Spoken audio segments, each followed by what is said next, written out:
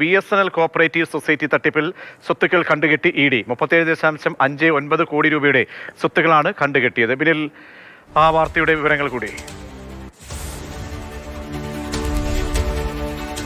പ്രതീക്ഷ, കരുവന്നൂർ ബാങ്ക് തട്ടിപ്പ് നമ്മുടെ മുന്നിലുണ്ട്. അതുപോലെ തന്നെ സമാനമായ രീതിയിലാണ് BSNL എംപ്ലോയീസ് കോപ്പറേറ്റീവ് സൊസൈറ്റിയിലെയും തട്ടിപ്പ് നടന്നിരിക്കുന്നത്.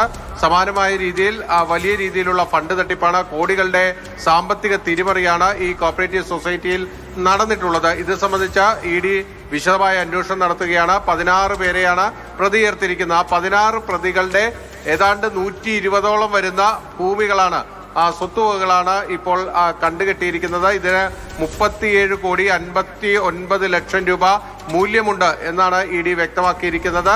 കൊല്ലം, തിരുവനന്തപുരം ജില്ലകളിലാണ് പ്രതികൾക്ക് ഭൂമികൾ ഉള്ളത്. ആ ബന്ധപ്പെട്ട വില്ലേജുകളിലെ ഭൂമിയാണ് ഇപ്പോൾ കണ്ടുകെട്ടിയിരിക്കുന്നത്.